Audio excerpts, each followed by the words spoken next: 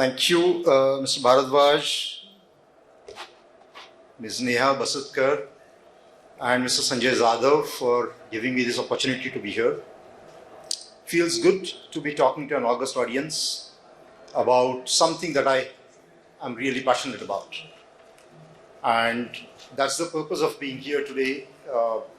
This is called as efficient manufacturing, but I decided to talk about how do we sort of develop a sustainable supply chain, and I will explain why I chose this subject today. You mentioned that we have an ambitious plan on the Refresh India strategy, and I would say a €2 billion sourcing from Indian suppliers is an ambitious plan, right? It's not only for exports, but it's for local consumption needs as well as the overseas requirements. That means we are driving localization, we are supporting Atmanirbhar Bharat, and we are also sort of supporting our customers to be competitive to their customers, the end customers. So today I'm actually glad to say that we are already at 500 million plus sourcing from Indian suppliers, and we have a clear plan to go towards €2 billion. Coming back to why I chose sustainable supply chain and next-gen mobility as a topic for today.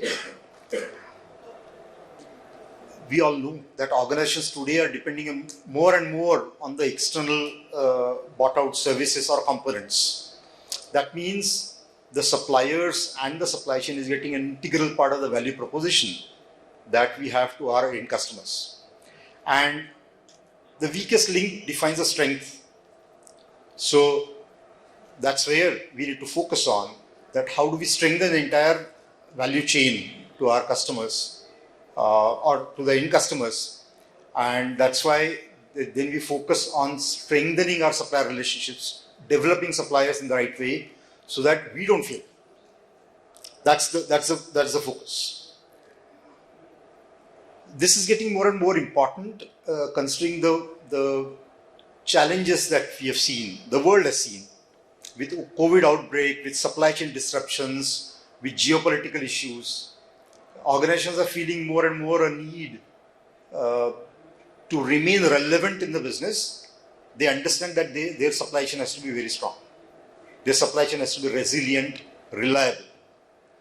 And so that's the perspective I look at the supply chain. Coming to ZF, we are a global group of 43.8 billion euro turnover last year. We work out of 162 locations all over the world, in all continents, and have about 165,000 employees. But our focus is extremely strong on R&D. And you would see last year, in spite of all these challenges, we spent about 3.4 billion euros on research and development. So that becomes a strong point for ZF to develop our technology roadmap for our customers as well as have very reliable products for them. In India, you had a more exact number, 15,464. So we are 15,000 plus strong team members. We have 10 technology centers, and we operate through our wholly owned subsidiaries, JV partners, in various aspects of the technology domains for our customers. The regional headquarters is in Pune. It's a multi-product facility based out of Chakan, and we also have a city office in Balewadi. We have total 18 manufacturing locations out of India and 10 technology centers. So, we are employing heavily to develop the technology roadmap for ZF world over from India. Coming to the main topic, which is sustainable supply chain. I look at it as a tree which is developing, evolving, because sustainability, which was not a very strong focus, is blooming in with full force to become as relevant as possible as other points are. So risk management, skill development, digitalization, flexibility, sustainable. I think the picture is getting more and more complex as we go along. So from my perspective, we must develop a holistic approach towards delivering a sustainable supply chain to the business. We must be able to anticipate upcoming scenarios, the challenges. Say, for example, the Suez Canal blockage. No one had envisaged that how it will affect the supply chain world over and how many businesses will stop functioning because of that. And that's not efficient, right? So how do we anticipate those things? And we will not be able to anticipate everything, but how can we become more and more proficient in understanding the early signals which are coming in? Now, to do this, we have to develop strategic suppliers. And when I say strategic suppliers, let me just share something that ZF does very well, I would say. To Indian mindset, it may look a slow process, a deliberate process, but I have seen it in COVID situations that 70 odd suppliers that I have from India who are supplying world over, they did not stop our plants anywhere in the world.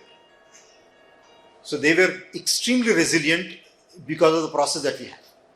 The process basically starts with a financial risk assessment of a supplier.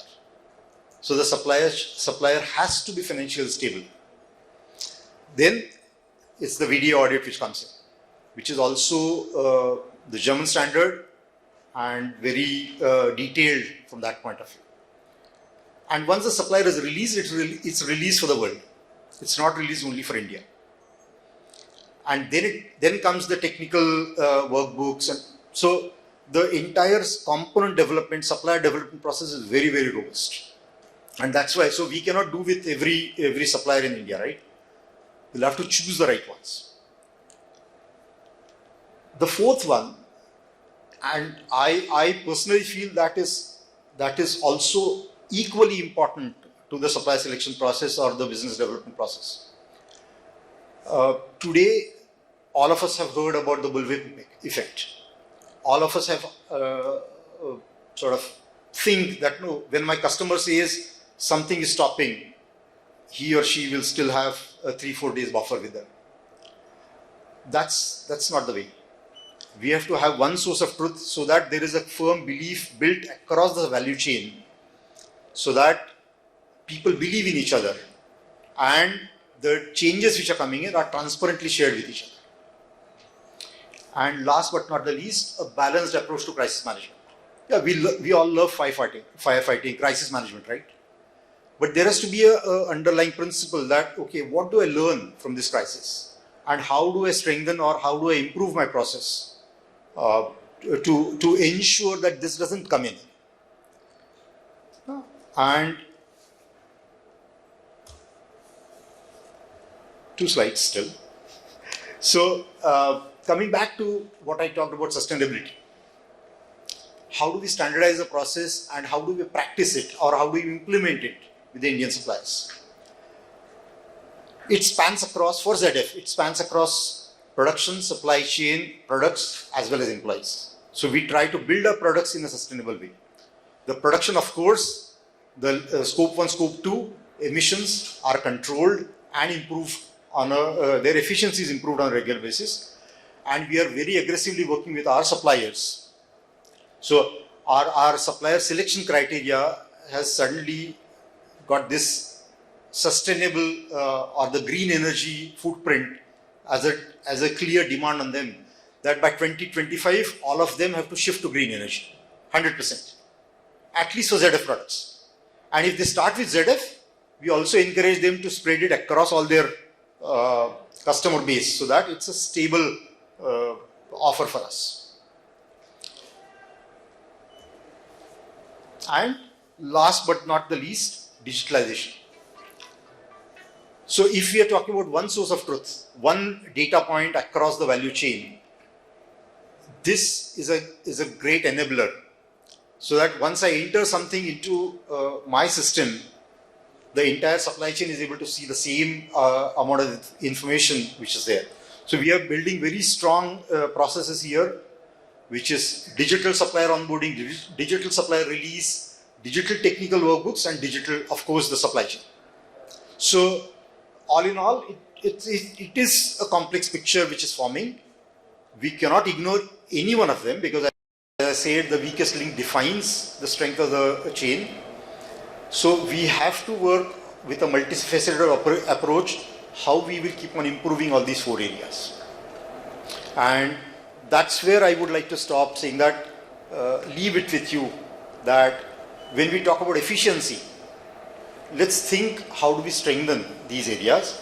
Let's also think how we are moving away from a large batch production or a continuous production, which was the earlier norm, to a more flexible, a small lot production.